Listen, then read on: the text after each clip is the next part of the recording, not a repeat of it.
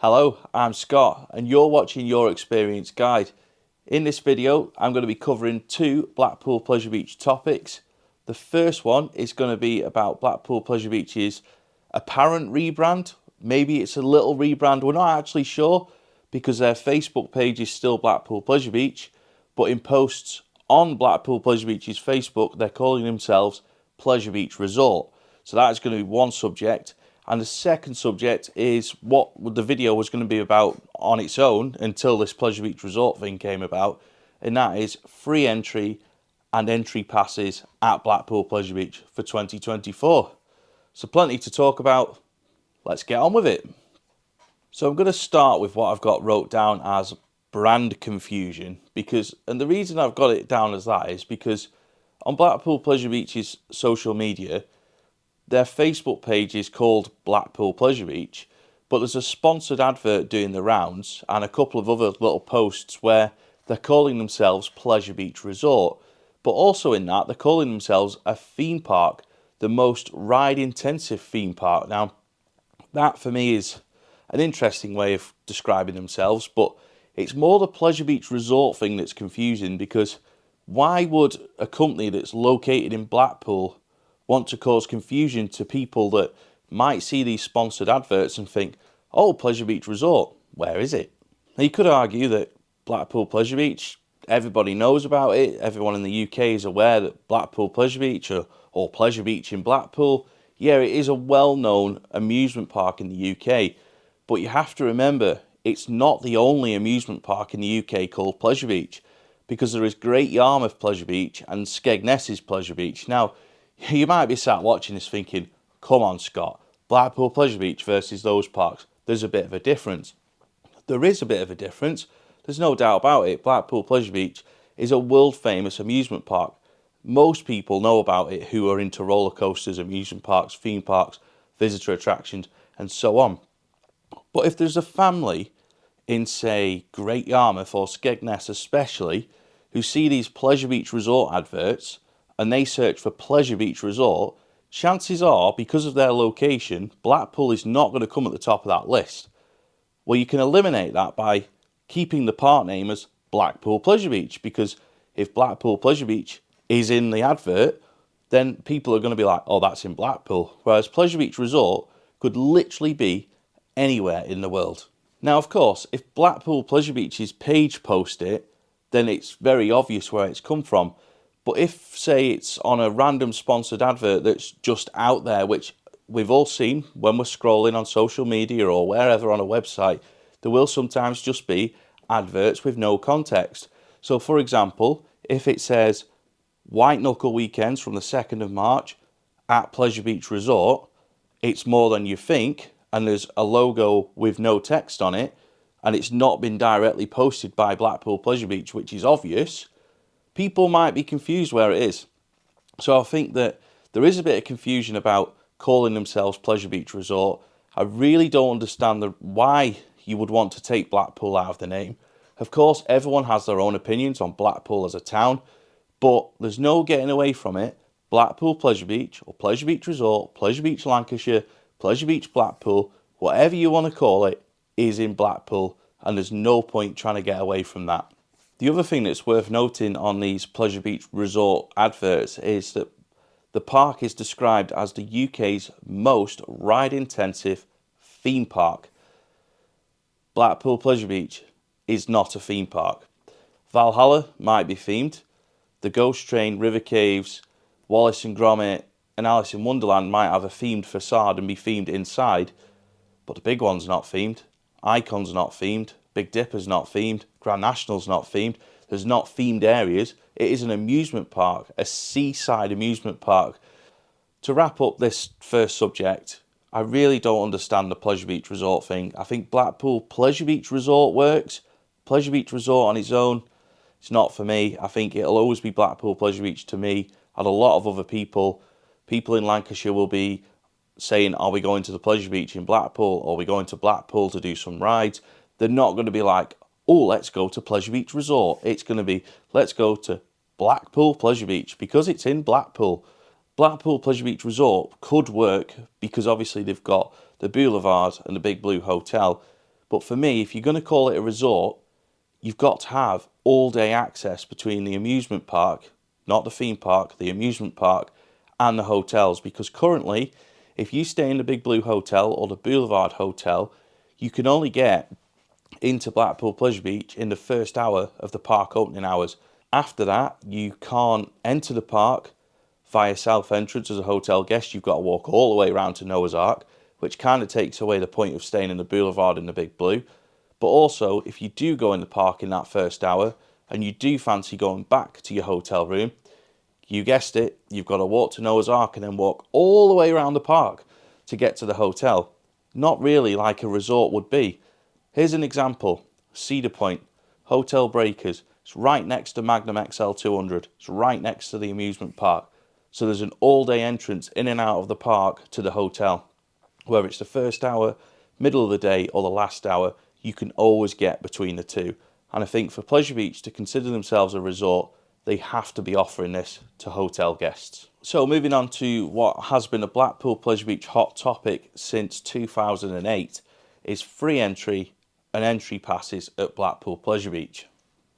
Blackpool Pleasure Beach removing free entry for the start of the 2009 season was extremely controversial back then, and it was a conversation that many people had. Should they do it? Are they doing the right thing? Are they going to kill the park? It was all questions that were asked by the Gazette, by fans, by coaster enthusiasts all over the world that knew Blackpool Pleasure Beach is a free entry park. I have to be honest, I was one of the people that, like many, did not think it would work out for the park, and I thought that within a year they would revert back.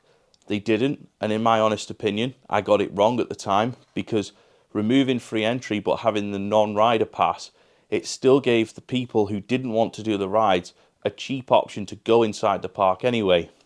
And when I think back to 2009, not only do I think about Blackpool Pleasure Beach as a vibrant, fun amusement park, because I had great days there in 2009, even though the park appeared to be struggling. There was a lot of closed rides, there was a lot of reduced opening hours, there was ride rotation at times, but it was still a great time to visit. And when I think back to summer 2009 especially, the park was absolutely rammed with people with wristbands, people with the non-rider passes, people buying tickets once they were inside with the non-rider passes, because once they were in the park, they were like, do you know what, we'll have a go on the big one or the Grand National or whatever. Whereas now, people don't have that option. It's either you pay full price or you don't get in.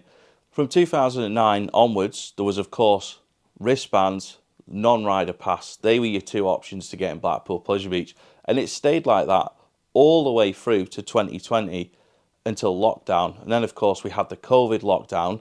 And then after that, Blackpool Pleasure Beach reopened with their pay one price structure in place, which during COVID was perfectly understandable. They had a lot of restrictions. They could only have 10,000 people in at a time. People couldn't go anywhere outside of the UK, so people went to Blackpool, went to Great Yarmouth, went to Skegness. They stayed in the UK because they had no choice. They went to traditional holiday places in the UK, and these seaside resorts and towns, they thrived. But fast forward to 2022, travel restrictions were dropped. You could go abroad with no mask. You could go abroad without having to get tested. You didn't have to quarantine when you got to Spain, Portugal, Greece, Italy, wherever. You could just go on holiday like the good old days.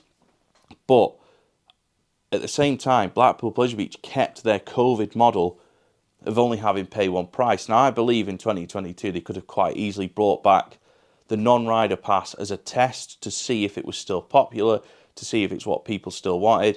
And if people were staycationing in Blackpool, then they could have the option of just going in and just walking around Blackpool Pleasure Beach. I use that phrase because quite often you see on social media, oh, I don't want to pay £40 to just walk around the Pleasure Beach. They're charging me to just walk around the Pleasure Beach. That is something that gets said so often on social media. And I don't agree with it, because Pleasure Beach are not charging anyone to just walk around. The pay one price is there for everyone in equal measure to do as much or as little as they want to do. But is it the right entry structure for a seaside amusement park in a town that is always busy in the summer? I don't think it is. Now, don't get me wrong, in 2020 and 2021, it was absolutely the right thing to do. Blackpool was busy, people couldn't go on holiday, Pleasure Beach was rammed, they had strict capacity rules on how many they could let in, so it made sense to limit those numbers by only letting people in who were doing the rides. But now, from 2022 onwards, they don't have those restrictions. So why reduce the amount of people that are willing to come in the park and spend money? Because the people who buy an entry pass are not just going to spend that £5 or £10 to get in and then spend nothing else. Once they're in the park, they'll spend more money. They'll spend on food, merch, they'll buy on-ride photos of their family members on rides they don't want to do. They'll buy other things. Once they're in there and they're going to spend money.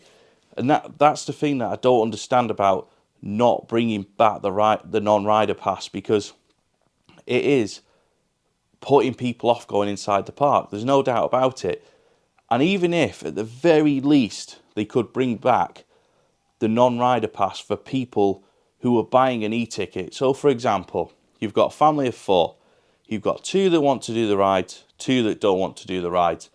Are those 2 that don't want to do the rides going to want to pay £33 upwards to not go on any rides? Probably not. In some cases, people will just pay it and they'll go in and they'll maybe do 1 or 2 rides.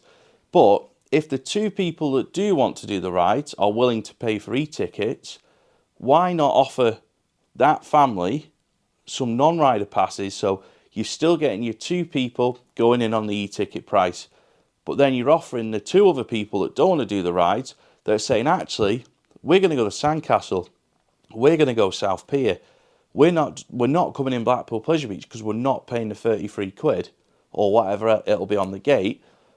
Why not give them an incentive to go in anyway? Even if it means that, okay, don't offer the entry pass for everyone, just offer it for people that are buying e-tickets, but not everyone wants to ride. Because the issue you've got sometimes is, if there is a family of 4 that want to go in Blackpool Pleasure Beach, but only 2 of them want to ride, if the 2 that don't want to ride are the people that are paying for everyone to get in, are they going to pay for a group of 4 to go in when only 2 of them are riding? Or are they going to go, actually, let's go to the Sandcastle, it's half the price. Let's go on the piers, we can just pay per ride. Let's do this, let's do that. Let's not go to Blackpool Pleasure Beach because it's too expensive for us all to get in.